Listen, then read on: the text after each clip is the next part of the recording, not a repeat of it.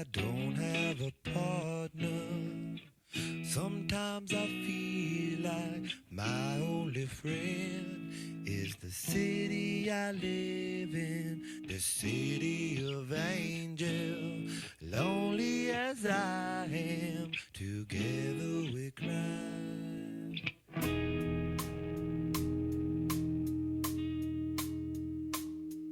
I drive on the streets 'cause she's my companion.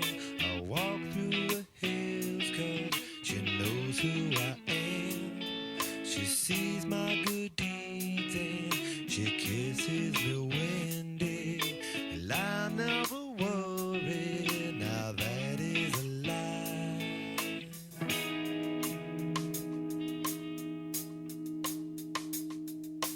I don't ever wanna feel like I did that day.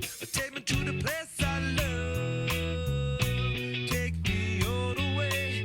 I don't ever wanna feel like I did that day. Take me to the place I love. Take me all the way. Yeah. Oh, I remember it well. That, ladies and gentlemen, was the soundtrack to, I would say, a difficult teenage chapter for young Diarm Byrne, a young white boy trying to find his way in the world with women, with work, with his parents. God, it was a time. But it was an amazing time as well. It was a time that I'm glad is over, but it was a great time. You're listening to Alphabetti Spaghetti. It's the letter R, and it's a special episode because there's less of them since Nicole made the great cull of Alphabetti Spaghetti at the beginning of 2024, late 2023. People will remember that famous episode where Nicole diverted some podcasts away into maybe something like preview shows, something like that. So we're here, we're together again, and for the next I don't know, 40 minutes, 2 hours, who knows where it'll go. Let's just enjoy each other's company. I'm joined by Ruairi Geoghegan, the Chief Operating Officer of EquiRatings. How are you, Gegs? Hello, I'm great. Good. Love this letter. Yeah, it's a good letter. Letter R today, ladies and gentlemen. Another R on the show is Rosie Russell, double R, Rosie May Russell, to give her full title. Rosie May Russell, as you'll know, hosts many a podcast here, produces all of the podcasts here. How are you, Rosie? I'm good, thank you. I sprinkled in Alphabetti into some of these preview shows that you were talking about. I did an intro song. London 52 was the favourite, so I had London's Calling as our intro. Very clever. It's funny, when you get into audio beds, Rosie, it kind of takes over your life, because on that new Taylor Swift album, they've got, Gags, I was playing it for you not too long ago. There's what's it called? The London, Leaving London. London is, oh my God, if Charlotte hears this, she'll go mad that I don't know these songs off the top of my head. So Long London. So Long London. I keep thinking, like, when London 52 retires, do you think Taylor Swift's So Long London will still be relevant? Who knows? But I hope for you, Laura Collett, big Alphabetti Spaghetti fan, I hope it is. I hope it's a long time away yet. There's an Olympic gold medal to be won this summer. Finally, we have first time Alphabetti Spaghetti, an Alpha debutante, and a new and key member of the EquiRatings team, but a long-time friend of mine, Samantha Atkinson. Hello. Where will we start? I mean, we've known each other for, I don't know, maybe 10 years? Would it be that long? 8 Would years? it be that long? Maybe something like that. Yeah, time creeps along, so it could be that. It could. Maybe that's too. Maybe that's too much. Maybe definitely 5. But anyway, Samantha is from Frederickson or St. John. Good guess. There you go. St. John is better. Yes. St. John. I did live in Fredericton when we first met, but that is better. But you're from St. John. Yes. Rosse, technically, but yes, that's a nuance. I like nuance. I like the nuance. What is Rosse? St. John is like the big city, and Rosse is like the little town that's like 20 minutes away. So I grew up in Rosse, but the big city that everyone would think of would be St. John. Mm-hmm. And do you live in Rosse now? I currently reside in Rosse. Yeah. This all feels like off-air admin that we could have had at any time, maybe over the last. There's bigger fish to fry. We're fine. Well, we're letter R. Let's start letter R. Let's start on Rosse. What was it like to grow up? What? Give me a synopsis. Is it like what type Rosse? Of town is it? It's like a quiet town. There's a lot of really nice houses, a lot of families, not a lot going on. As a kid, you wanted to leave Rosse. You didn't really want to stay. You wanted to go into like the city, into St. John. It was way more fun there. There's a lot of retired folks in Rosse, but good for like growing up, good little atmosphere for kids. And then I felt like after high school, everyone left Rosse. Like all my friends, they all moved away. And then we get to like our 30s and people are having kids and families and they all move back to Rosse. So my mom still lives here with like her 6 siblings. They all still live in Rosse. Yeah. Give us a movie or a TV comparison now, because like we have all, we saw all these things through the prism of TV and movies and looking at high school and everything as we grew up. So what's the closest you could think of a movie to describe Rosse? Or a TV show? Oh, kind of like, have you seen like Clueless? That movie, like that old classic movie Clueless? And there's like, it's kind of like suburbs, like nice houses. It's kind of like that, I would say. And there's like a private school and things like that. But, nice. It's a little dull. No offense, Rosie. Clueless was like myself and Gigs would be from, I'd probably offend Gig saying we're from similar enough places, but like Offaly and Cork. Not too different, really. Yeah. Not too different. But things like Clueless were a distant dream for us, Samantha. Like we were, you wouldn't know our type of references. Things like, do you remember Ballycus Angel, Rory? Do you remember her? Oh, yeah. Like they're much more, not gritty, Samantha, but just equally boring, but even more basic, I would say. Irish 1990s. Maybe there was definitely some excitement in the 90s in Ireland as a child, but I don't know if it was clean and safe, if that makes sense. It was kind of I understand what you're saying. Wild, bit out there. Yeah. What about you, Rosie Russell? We have an ongoing joke about where you're from, but where are you really from? From Dorchester would probably be my closest town. I live in a little hamlet, so yeah. That sounds gritty. Weymouth would be, let's say, Dorchester would be, let's say, seen as posher, but Weymouth would be a little bit grittier, is what most people would think of it. Weymouth is just down the road as well, so I'm kind of like halfway house between the two. So it was quite chill. It wasn't too exciting. Not an awful lot goes on in Dorset, but I kind of like that. Yeah. Will you stay there for your whole life, do you think? I don't know. We'll wait and see. It was, I love living here. Harry, my boyfriend, waffles on about living in Italy, so that could be an option at one point. But I was in Southampton for uni. But yeah, we'll wait and see. Who knows is the answer to that. That's the correct answer, I think. Speaking of Italy, or is for Rome. I'm going to Rome. Have any of you been to Rome? Yeah. You've been? Any recommendations? In January I went. It was amazing. I think that's why Harry wants to go live there, because we spent a week there and he was like, this place is amazing. We ate and ate and ate, as you do. Like every night we had like an ice cream that had like 3 massive scoops on, and it was like €4. So it was great. You and Harry need to calm down. I know. This is as exciting as it gets. I mean, I don't know, you're not going to have time to have a tour of the Colosseum, but that was amazing. And that's Amore was a really good restaurant. Okay. So I loved it there. I just think it's great. I'm actually going to Rome next week on my family holiday. Oh, are you going to Rome? You. Yeah. Yeah. Oh, I didn't know that. Oh, excellent. Yeah, like we're going near Rome in the countryside. We're flying into Rome. I've been a couple of times. Yeah, beautiful city. Tell me about a family holiday in the Geoghegan household. Like, what have you planned it, or has Sarah planned it? Like, how does this all unfold in your house?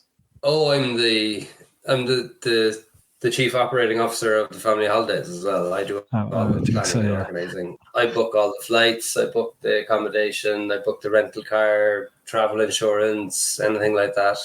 That's how involved is Sarah in that? Like, is she participating in that? Like, are you asking her questions, or do you just book and Sarah arrives at the airport and she's like, doesn't really know where she's staying and she knows she's gone to Rome, but details are sparse? No, she is more involved in that, particularly on the accommodation side of things. Sarah is a maestro with hotels. She is the hotel expert, and also she has a rare skill in getting upgrades. Maybe that was a pre-baby Jenny holidays when you actually might stay in nice hotels and look for upgrades. Sarah was a maestro. Now it's obviously self-catering across the board.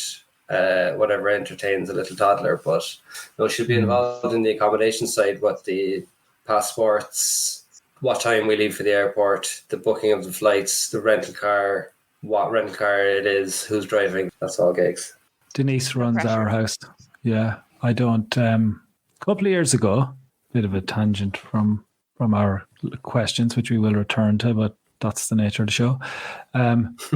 Denise would normally run our holidays and all hotels, and she's, genius level booking.com, and she does whatever she has to do, and she enjoys all that stuff. So I'm usually the one who's like traveling to the airport, interested in what we'll be doing this year for our holiday. And we were in the northwest of Spain last year. It's where they do the Camino, and so we flew into Santiago de Compostela. We traveled to a little fishing village where my family have a house, and we stayed there for a couple of weeks. But it's quite like Ireland, Irish summers, and it's very wet, or it can be very wet, or it can be very dry, and it just depends on the day, and you have no control on it. Obviously, coming from Ireland after a wet summer, if you go to somewhere that's also wet, but now you're just like not in your own house, and it's also lashing rain, it's soul destroying. So we had done maybe 5 days of rain. And I took out my phone and I thought, why don't I contribute to the family planning? Not like that. Why don't I contribute to the family holiday plan? And I will. Why don't I contribute to that? And I will, take some action. And I could see that Santiago was hot, which is only like we flew in there. And I was like, it's like 35 degrees, 40 degrees. And I'm like down the road in the lashing rain. It's only an hour away. So I booked a hotel room. That was a mistake, as you say, gig, self-catering.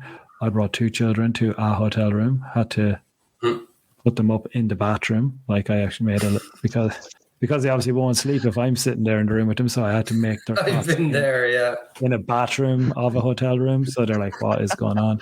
Anyway, I booked the transport, and I booked a hotel. And then I got to Santiago, and it was also still absolutely lashing. So now I've just moved like from one hotel, or from like an apartment with my parents helping us mind the kids, to one hotel room. And I booked it for 3 days because there's no point in going to the sun for any less. I all that time was looking at Santiago in Chile rather than Santiago de Compostela. And obviously then I couldn't admit that. Oh, wow. Denise was like, you said Santiago was hot. And I was like, yeah, well, it said it was on YR and it's not now. And she's like, well, it doesn't say it is on my YR. And anyway, that's the last involvement I've had in any hotel. So it's like just having to like skulk off quietly, being like, all right, yeah, wrong country. You're done. Yeah, 3 days in a hotel room, now again in the rain, 2 raging children. Oh God, absolutely no. Yeah, it sounds as grim as it was. Do you want to do some alpha questions, lads? Will we get into it? Yeah, let's go. We have loads, Alphabetti, thanks to the Discord group. God, they really deliver. Nadine is first, long time alpha contributor. Rancid, what's the grossest thing you've ever eaten or smelled or eaten? Anything in particular spring to mind? I was not an oyster fan when I tried oysters. Far too slimy. I was like, no, this is not happening. Oysters is a good way. one. As in, you have to. I presume you like oysters cakes. I can tell, but they are one of my favorite things. Yeah. Of course they are. Yeah, of course. So, the oysters is like a trick, agree. Rosie. You like them? I'm an oyster fan. Oh yeah. Yeah. They're great. There you go. I had oysters for my birthday. That's like what I wanted. Yeah. I thought she was going to say for breakfast. No. That's okay too. No, that's okay too. Yeah. I think they're just too much of a slimy texture, but I've not tried them for ages because I tried them once. I was like, that's put me off. Whether I've matured, I'll try them again and I'll be all right. I don't know. But yeah. I think I'm with you, Rosie. I feel like with oysters, though, you have to get the toppings correct. Yeah. You know, like what you're putting on the oyster. Like, I don't think I just like them by themselves. Yeah, you can put like some horseradish on there, a little Tabasco, little, seafood sauce, something, and that's the kicker. That makes the oyster to the next level. There's less of that in Ireland. Oysters in Ireland are really quite from the sea, aren't they? Gigs. A lot more straight up, anyway. Yeah, lemon juice maybe. Yeah, a hint of Tabasco sometimes. Lemon juice is good. It's fairly straight up. Yeah. Mm. If I'm honest, I think it's one of the things that you have to pretend you like for a while, and then maybe you trick your brain into liking it, like beer and coffee and wine. Where you're like, actually, it turns out this does taste nice. Grossest thing. I don't think I've eaten anything rancid. I actually was just trying to think there. I was like, I don't rancid. I'm not sure. I've eaten like snails that are supposed to be rancid. I'm like, oh, they're okay. Yeah, gone off things though, like that, all that stuff. Like, when you're halfway through something, you're like, oh, look at all that mold on the other side of the sandwich. Ooh. Oh yeah. That type of stuff. Like mold is now a huge problem for me. A huge issue. That's gross. It used to just be a bit gross, but now I find it terrible. Like anything. So I'm like a trim the mold off the top and work away at the rest. Like mold is just bacteria, so is Denise. Right? Yeah, Denise is like There's nothing wrong with mold. That's okay. No, I find it very difficult, I must say. I'm gonna have to pull my poor mother into this conversation. She'll never hear it anyway, so that's fine. But so she's kind of one of the mold scraper offer people. Also, like keeping salad dressings in the fridge for hundreds of years. Things like that. Like I think, like even last week, I think there was a salad dressing I used, and it had to be 2018 on it. I'm not kidding. Like things like that. And she's fine with it, but my dad and I are totally like irked out, and we check everything 100 times when she makes food. But on the same note, I can think of like two things that were really grossed me out in terms of food. One of them was mold related, but the other one, I was in high school, and you know how parents once in a while will put, well, it was nice that she was packing me a lunch. I'll start with that. But she took a yogurt container, like an old yogurt container, and she had put potatoes in there for like storing, like mashed potatoes. But I thought I was taking like just a nice yogurt to school, and so I like opened it up, ready for like a nice bite of yogurt, and like reached in, and it was like old potatoes. I put a big spoonful of that in my mouth. That really stuck with me my entire life. That's troubling. Yeah, just that unexpected. Mouthful that I had there. You're right on the unexpected thing is interesting. Yeah. Like if you take a bite of something that you believe is meant to taste like something else, I think it can really be troubling. You're right on Denise is a mold scraper offer, and she's also a keeper of everything, without any interest in the dates. Like she keep eggs. I'm like, can't eat those eggs. Oh yeah. They've been there for a long, long time. She's like, no, they'll be fine. Sure, eggs last forever. The dates are a guide. They're just a guide. Not to me. The dates are sacrosanct. My granddad's the worst for that. He will purposely buy all the like going off food in the supermarket, and then it'll still take him like a week to get through it. He's like, it's fine. Like, but he seems to have this like stomach of iron because like he's had the dog's treats, the dog's chocolate buttons, and he thought they were normal chocolate buttons. He ate all of them. He ate pizza with, when you buy a pizza from the shop, it has the cardboard on the bottom. He had to cook that by himself once, so he ate the pizza and the cardboard because he thought that was all part of it. He's had some sausages that were many, many years out of date, but he seems fine. I don't know how he does it, but he would be, a believer of just eat it. It'll be okay, but everybody else isn't. Rosie, questions here from Polo came in at 1358. Rat. What would you do if you ever saw one? I'm pretty sure you have seen one from our previous conversations. Yes, I've had one run up my leg. It was not a nice experience. My sister was mucking out the stable and she is like terrified of rats. And she came running up to me. She said, there's a rat. I was like, right, okay. So I went down to see what was going on and where this rat was because she was terrified. And I was like, I can't see it. Next thing I know, it ran back and went between my legs to start with. I was like, okay, well, there is a rat. I'm not that bothered whilst it's running like between my legs. That's okay. But then it decided to turn around and run up my leg, of which I wasn't quite bothered at that point. And I was shaking my leg like mad, trying to get this rat off. And it did eventually fall off and run away. And that did scare me a bit. I'm not going to lie. I thought, oh my God, is this going to bite me? So, yeah, I still, don't mind them. I wouldn't have them as a pet. And I wouldn't choose to go and find a rat. Lots of people have rats as pets. However, I just don't want it to get on me, basically. Jesus, I didn't expect it to be so calm. How are you with all this stuff, Samantha? You're not into pet rat? Quite like you kind of nodded at the pet thing. Well, me a bit. I think I get served a lot of like animal reels on Facebook and things and Instagram, so I see the pet rats occurring. But no, I wouldn't have one myself. I've had a lot of weird pets, but that wasn't one of them. We had them in the barn for a while, and I wouldn't be one to like terminate the rats unless I needed to. I don't really love the idea of the killing of the rats, but I also don't like them getting in the feed bin. So, it's a trade-off. But I don't think I'd be like Rosie, like the sporadic nature of a rat running up your leg wouldn't agree with me very well. If it just went the other way, I'd be fine. You are talk to me about this animal thing, because we're Instagram friends outside of EquiRatings friends, but like I noticed when you went on a recent holiday, like a lot of it was dedicated to you were in Mexico, and I think you dedicated most of the holiday reporting was dedicated to animals that you met or that you sought out. Accurate.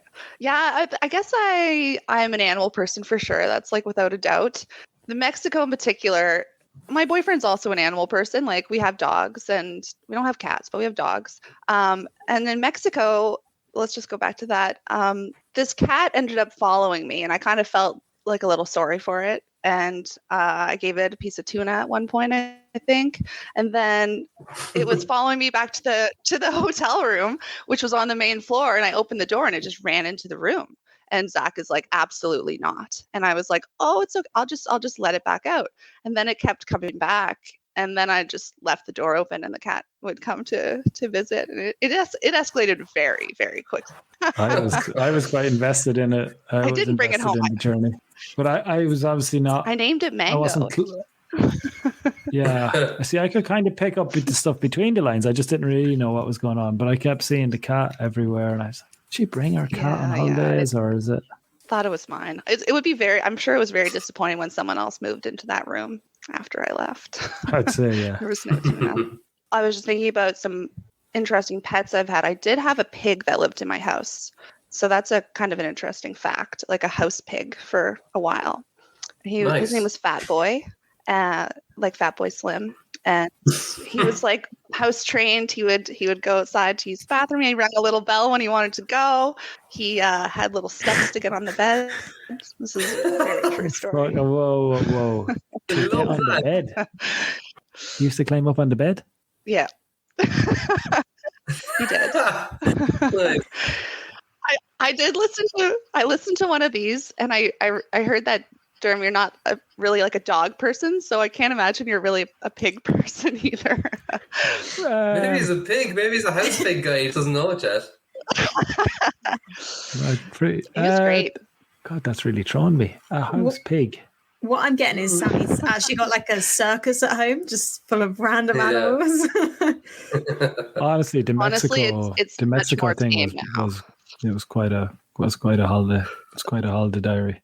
There was pigs in Mexico, wasn't there? You were going around with pigs. I saw you talking to pigs there too. There were pigs there. Yep. I would sneak them food. And actually, I got Zach into this too. He was kind of invested in the pigs by the end as well, which I thought was hilarious. I can see Diarm analyzing this like, oh, she's a pig person. Just so many. It's so fast. It's so fast. All the thoughts are coming from my head. Yes. Gigs. Yes. Yoruchi wants to know, what's the best way to relax? Best way to relax. I'm not very good at relaxing, I won't lie, but relaxing for me is a round of golf. That's how I relax. You do like to treat yourself. As in, like, you're a man who likes a glass of wine and a good hotel. Like, I'd say you know how to relax. I don't think you need to put on this front. Yeah. Just be the real Rory. Be the real Rory here. Really? Full Rory? Well, no, not full Rory, but... Okay. I do enjoy a glass of whiskey by the fire too, you know? Yeah. That's more of a winter night. Don't you and your friend do quite hardcore dance stuff in, like, European, like, didn't you go to Germany or Amsterdam or somewhere to go to see, like, some DJs and that kind of thing? Things that children do? Like young people, I mean.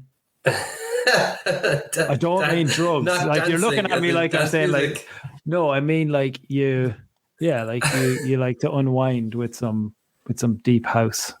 That'd be fair. I do like house music, electronic music. Yeah, I have traveled for gigs. I'm not into the kind of hardcore techno scene in Europe. I wouldn't be going to Berghain in Berlin. They wouldn't leave me in anyway because I'm from Cork, obviously. But mainstream. Yeah, I do like that. That's a good point. That's a good way to unwind. Yeah, now we're getting into it. Rosie, what would happen if you met Gigs while he's in one of his deep house sessions and yourself and Harry were sitting on the street eating 3 scoops of ice cream?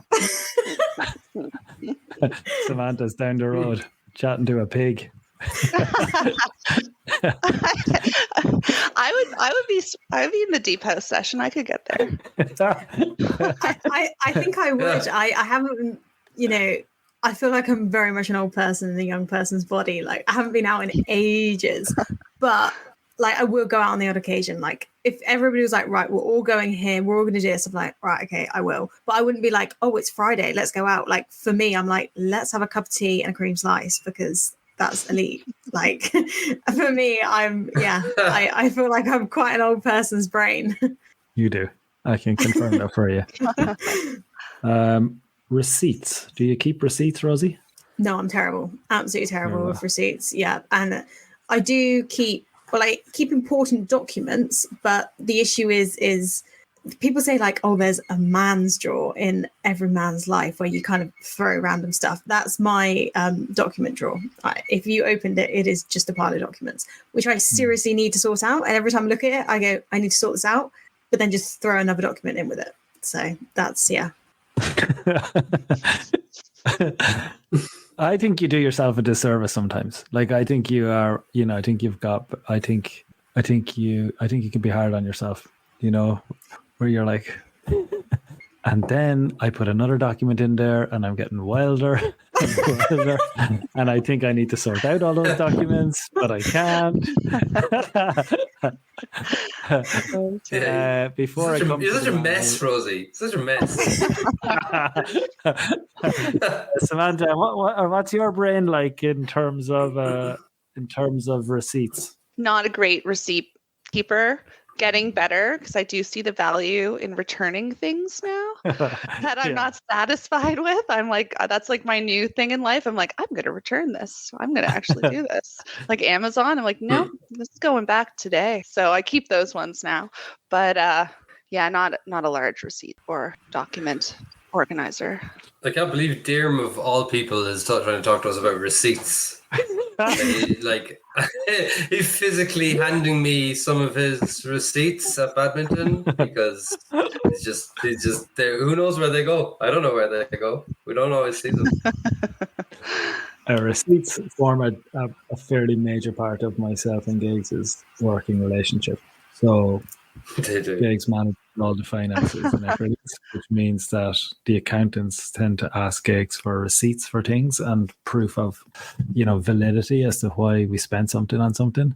And then I have to produce those, or Geoghegan has to produce those receipts with an explanation, which then I have to give to Geoghegan with the receipt. So, like, we have whole sessions, don't we, Rory, on receipts. It's become quite. He does a lot of traveling too. He's in a lot of airports, and I see the duty free. I see which restaurants he leans towards in the airports. See what happens on flights when he's charging. Is it a gin and tonic? Is it a pack of crisps or is it internet? Sandwich? I don't know. It's a standard $9.99 multiple times. Is that internet or is it G&T? Yeah, is it an Aer Lingus deal? On one flight, $9.99. Yeah. Yeah, that was when it wouldn't connect, but it was connected to the credit card, but not to the thing. That was a return to sender, Samantha. That was quite a difficult conversation with American Airlines. Which should you do? Should you accept the €50 or should you try and contact American Airlines service department to complain about your non-connecting internet? Who knows? All right, Rosie, we're coming to the end. Well, not quite, but close enough. Regret. Oh, we definitely won't end on this, but we might as well do it. JMD wants to know. Do you have any regrets? Oh, God. Regrets. That takes some thinking. Work regrets. Could you have been anything else? Would you have liked to do anything else? The only other thing I think I would have tried is to be a stunt double. A what? Stunt double on like a film set. Really? Yeah, I think it looks amazing and I would love to give it a go. But I think that would have been, and then after that, probably the army. That would have been the order. I didn't see either of those coming. Yeah, there's hidden stuff in there. Sam, we'll fill you in another day. But like, there's quite the army. You are a rule follower. Yeah. And you're strong. Royal Marine. She's a black belt, Samantha. Oh. In what? In judo? Kickboxing. Karate? Kickboxing? Oh, wow. That's cool. That's very cool. Yeah. Huh. Like I always like to watch the SAS program, Who Dares Wins, that one. I find that quite fascinating. Oh yeah, you'd win. Is that Ross Kemp? No, it's the actual SAS. Middleton. Yeah. Middleton. Yeah. David? Yeah. Yeah, okay. Ant Middleton, I think his name is. Yeah. Ant Middleton, yeah. Yeah. Do you remember in Extras? That was my favourite Extras. Ricky Gervais Extras, Andy Millman, when he was right up close with Ross Kemp in his face, being like, Special Army Service or something like that. So good. The bloopers reels of those things were so good. The army, Rosie, you could have been in the army. You would have been great in the army. Thank you. Making audio beds for the troops. Keeping them entertained. Any regrets, Geoghegan? Do you regret doing law? Do you regret not leaving sooner? No, I don't know. I find regret a strong word, I suppose, but maybe I think a regret was actually going to university in the city I grew up in and living at home. That was a bit silly. 3 years at home while going to university and just hanging out with all my school friends because we were all going to school, college in Cork. Should have gone away, really. That's the one that jumps out of me for actually a vocation or a career. I had no aptitude to do anything else, I think, in reality. So I should have gone away. But I went away for a year afterwards to Nottingham. That was great. That was a good sample. Oh, yeah. Nottingham Trent. Great city for students. Great city.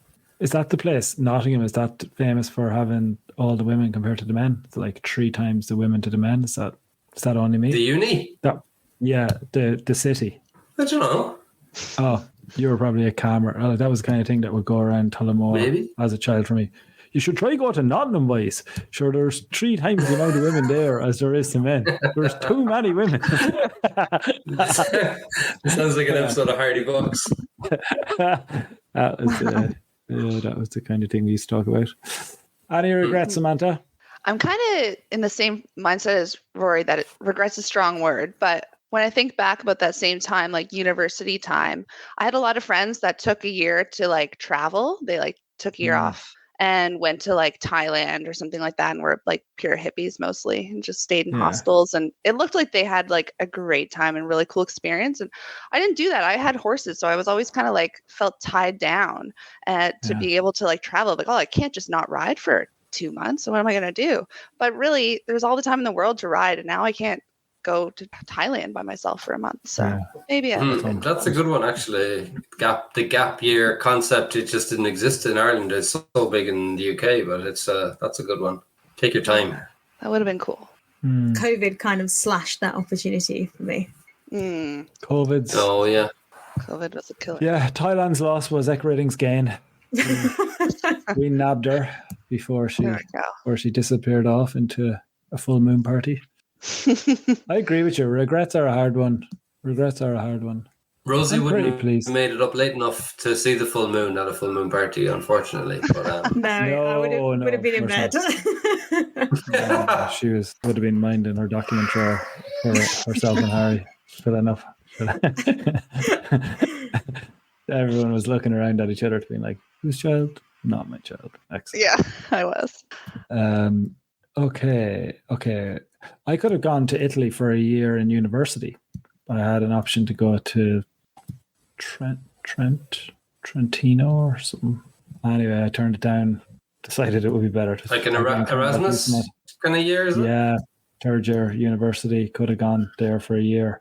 Now, I turned it down on the basis that it was all true Italian and I didn't speak any Italian, like kind of doing business and sociology in Italian. I didn't really, and I was like, will this count towards my finals? They were like, yes. I was like, but I don't speak Italian. Don't worry, you'll be fine. I don't believe you. I find this stuff tricky enough in English. So yeah, I didn't go. But I agree now. I think, who cares about the football and the third year university grade when you could have had a year in Italy, learned the language, potentially met like some amazing looking Italian wife. But anyway, I suppose that is quite a big regret. Instead, you got an amazing looking. I know. Oh. Don't worry, she never listens. She never listens. Apart from that one Christmas episode, that was quite troublesome. Where you weren't here, Samantha, at the time, but I discussed Denise's family Christmas and how much I hated it compared to my own. And then on a particularly long and difficult journey to their house, we listened to Alphabetti, and then all of a sudden this whole section came on about me being like, and it's cold, and I don't like the food, and you just sitting there, it's like, oh, I didn't know all this. I was like, oh, I'm only joking. Oops. Okay, we'll have a quick one to go around because it's time is marching. Last one. Some interesting ones here. Emery wants to know how many unopened texts you have on your phone. Anyone? I know Sam is a big man for an unopened, like he would be in the hundreds of tens of thousands of unopened emails, hundreds of unopened WhatsApps. Samantha's shaking her head. I think all of you would be immediate. Like, yeah, you guess. You know. I can guess. Okay, I can tell that one. You guess how many we all have. All on zeros. Okay, last one then. Rapscallion. What's the naughtiest thing you did at high school? I'll start you off. I once, in boarding school, dropped a sparkling water bottle from the top floor of the school to see if it would explode. And it did explode. And it shot through a classroom window, like an upper floor classroom window. And I then left the scene and never admitted to it. And the whole of my year, 6th year, got locked out of their dormitories until someone owned up. And I refused to own up. And they were locked out of their sleeping quarters for days. And I just brazened it out and said, deny till you die. Because I didn't personally want to get in trouble. But is that bad? I can talk about it now, but that's it. Naughty high school time. That's a good one. You've grown. I'm more rounded and honest. All right. So Dee's had to shoot. So I've been given the reins to finish off Alpha. So we're on naughtiest thing you've done at high school or in your teenage era. And as you can imagine, I was boring and didn't do an awful lot.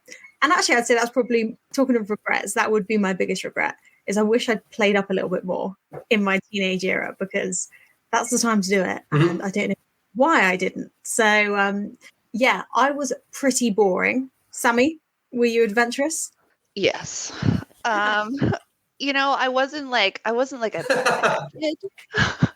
I wasn't a bad kid, that's for sure. I got good grades and things like that. I was pretty good in school, but I did like to push the boundaries a little bit. I was the older child. So I bought a motorcycle. I did things like that when I wasn't supposed to. And I'm remembering though, like, if we go before the motorcycle, in high school, when everyone started like drinking a little bit, I definitely partook in that. And I remember going through my parents' liquor cabinet and thinking, oh, they don't drink any of this. Meanwhile, they did, but I thought I could just replace it with water every time I took a little bit from their liquor cabinet until like their bottles were just mostly full of water. And I thought they would never realize they were just storing that forever, but they weren't. And they found out, obviously, when they tried to pour drink, that it was all water in their liquor bottles. And they still bring that up. Like my dad's nice scotch, like I didn't like it at the time at all. I thought it tasted terrible. I think he liked it quite a bit though. So yeah, that was probably a good one. I do like the initiative though of refilling. Like you didn't just take it and go, oh well. Like you did try and refill it. It was just quite good. I like that. I don't know what I thought was going to happen in the end, but it didn't work out. Gigs, were you adventurous, troublesome? I think I was pretty boring as well, Rosie. I'm with you there. I'm far too sensible, and I was the youngest. But I think I was thinking naughty. Probably not that naughty, but those car issues that I had when I was 17 and was given the keys to my dad's car to go away with my friends for a weekend, and we were very exciting. I went to collect my first friend, and I came back and the car wouldn't start, and we couldn't figure out why. But like I was panicking, which I probably shouldn't have. So we decided to try and push the car down his driveway. We'd push it backwards first of all to try and turn it on the road. But I had the driver's door open. I was at the steering wheel trying to push it down in reverse.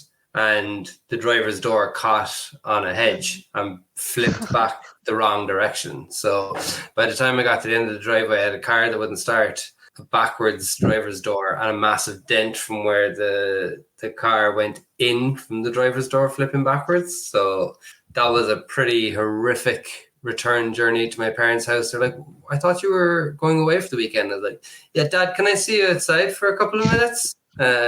That took a long time to get over. That's probably the naughtiest I can really think of. I've had a similar experience with the car though. Like when I first started driving and first passed, our drive in our house is a little bit wiggly, and I was reversing back, and we have a large like stone porch. I reversed straight into the porch and for some reason kept going for a bit of time as well. So then when I stopped, I was like, oh my God, I had a massive like hole in the car. And I was like, wow, what the hell am I going to do? Because my dad's going to have a meltdown. So I was ringing all these companies trying to get it fixed before anybody found out. But then they wanted like nearly $1,000 to fix it. And I'm like, I paid £400 for this Ford KA. I'm not going to spend $1,000 to try and fix a hole in it. So in the end, everybody found out, and we did our own patchwork and fixed it for a lot less than $1,000. Nice. Good result. Good result. Well, I think that is about it. Thank you both for coming on and sharing your stories. I've learned that Sammy is a woman of nature, an animal collector, shall we say? That's what I'm known for now, I guess. You get these little reputations at EquiRatings. She's animal lady now. Yeah. Thank you, as always, Gigs, for coming on. Thanks, Rosie. I enjoyed it. It was great fun. We love an Alphabetti. And of course, none of it would be possible without the fantastic support of Strawmax, who have been long-time supporters of Alphabetti. And we do really appreciate them still clinging on to Alphabetti because it is carnage, as you all know, but we absolutely love it. So listeners, if you are looking for comfortable, dust-free, economic bedding, Strawmax is the place to go. That's over and out from us. And I'm sure there'll be another Alphabetti Spaghetti in the next few months. Nicole, we're here to talk about Strawmax. You've got 3 areas in which I'm able to give you information about. Could be planet, could be owners, or could be horses. What's next on the list? Let's go owners. Owners is a good one because actually it's not just owners, it's also riders, or it's also people who are mucking out, changing beds, minding horses. So owners, yes, but I know lots of owners who don't do their own mucking out. So there's a few benefits in here. Firstly, using a straw pellet bed means that you're not having to muck out the whole bed. Why is that a benefit, you might want to know? Well, you don't have a huge muck heap to take away and to maintain or to keep as a starting point. Secondly, a lot of time saved and effort, your arms. If you're not having to take out a whole bed very regularly, you're just able to do a bit of fluffing up, which is exactly what straw pellet bedding is very good for, you know. It absorbs waste very well, saves your arms, saves your time, and also, I mean, the key one here is if you're not having to change a bed all the time, you're saving a lot of money. So it's a very economical way of keeping your horses happy, healthy, and clean. And also, when you're finished with it, I'll talk to you about this later, but it's very good for passing it along to the farmers and gardeners when you're done. So you're not even done when you're done.